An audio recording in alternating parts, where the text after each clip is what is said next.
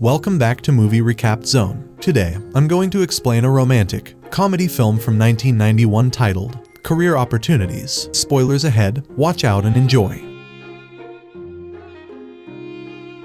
The movie begins with Jim, a lazy and lying teenage boy reading the newspaper and acts as if he's a professional guy. He faces the dogs in front of him and starts talking to them like they understand him. While he is distracted, his boss comes in without him noticing and kicks the chair, which causes him to fall. Jim's boss kicks him out of his shop because of his negligence at work. He tries to tell his boss that he will never find someone like him, but his boss says, "Yeah, you're right, I will never find a lazy dog like you." Later, Jim is seen talking to a group of kids. He tells them about how he is a very rich person who has established himself.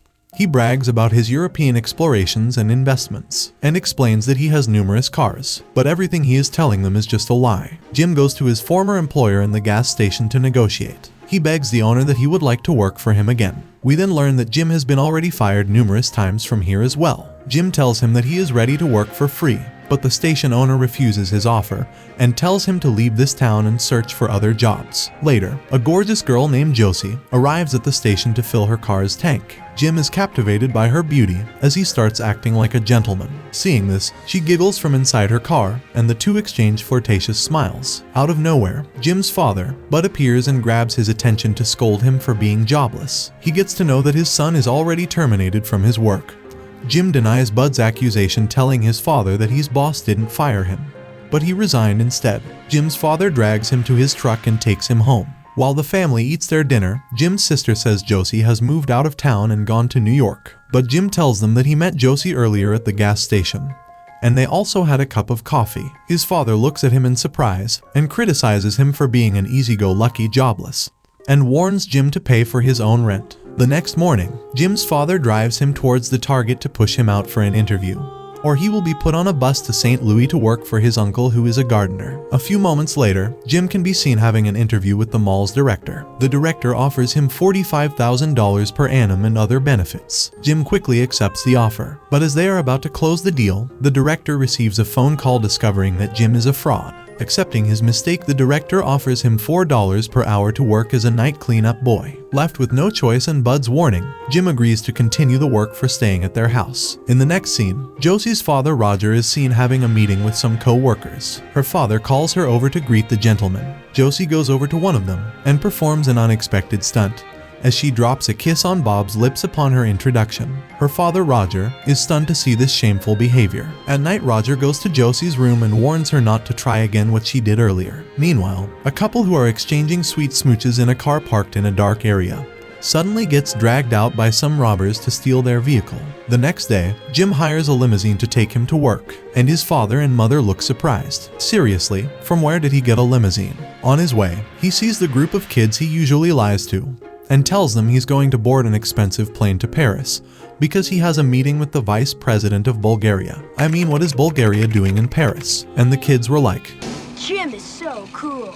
Anyway, he arrives at work and starts acting like the boss to the other employees who still don't know who he is. Meanwhile, Josie browses the Target's aisle as she chooses several items, and she either hides them inside her coat or wears the cloth above her clothing. Later that night, when the mall is about to close, Jim's boss tells him everything he is supposed to do before the morning, and making sure every corner of the mall is clean. After telling him everything, Jim's boss locks Jim inside the mall to be alone over the night. Jim protests that nobody told him he will be alone overnight, but his boss doesn't care and drives away instead. And the lights are also turned off to save some electricity. But who cares? He turns them on anyway and gets down to cleaning, sweeping, wiping, vacuuming, and throwing the garbage inside. When he pushes the trolley containing the trash towards the disposal area, he sees that he has all night and yet he's almost done with his work. So he decides to take a break as he eats, reads, plays, and even watches a movie, fully entertaining himself. As he glides around the mall in skating shoes, he suddenly runs into Josie,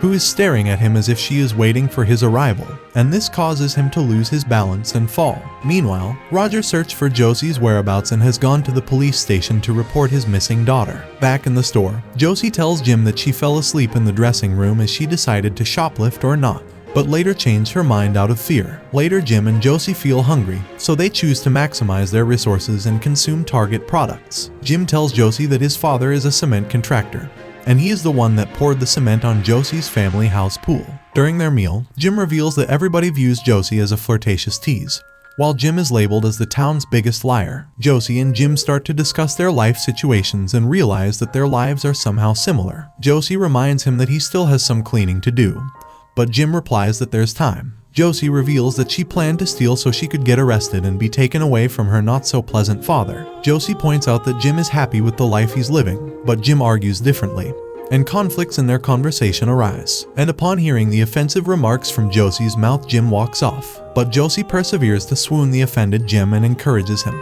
She tells him that, since here is nobody to impress or lie to, he should tell her the truth about what he really wants. Meanwhile, the car thieves from earlier stop near Target and plan to rob the vast store. On the other hand, Josie reveals to Jim that she has $52,000 in her purse which they can use to get away. She states that it is the fear of being alone, and tells Jim that they should leave the town together and move to Los Angeles and start a new life. But to do that they'll need a getaway car. Josie offers to fulfill a wish from Jim before sunrise, and the latter requests to finish their unfinished homecoming high school dance. Josie is amazed by Jim's desire. She kinda expected something advantageous from him, so she grants it. As they dance, the duo kisses briefly and level up their relationship. However, their lovey-dovey session is interrupted by a police officer, asking Jim if he has seen Josie, but he says no, so the officer leaves. Later, while Josie and Jim are having fun together, as they become lovey-dovey as if they're a couple, suddenly, they notice the robbers as they point their guns at them. Due to their fast approach, they bump into them, but it didn't help.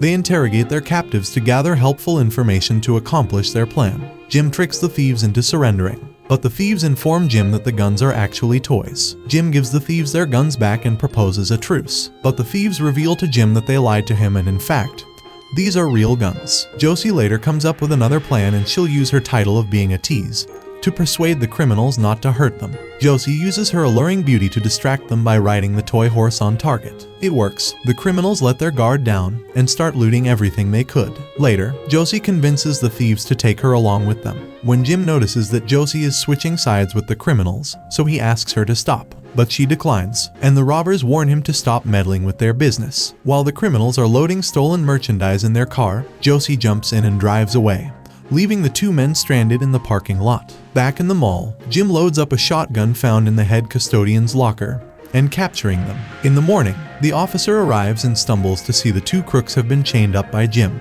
The movie ends when Josie comes back to pick Jim up and rides the limousine to check the town once more, and are now lounging next to a pool to enjoy the relaxing ambience in Hollywood, or Jimwood. Thanks for watching. I hope you guys enjoyed it. Hit that like button if you did, subscribe if you're new, and at last, I would say stay well, stay safe, thanks.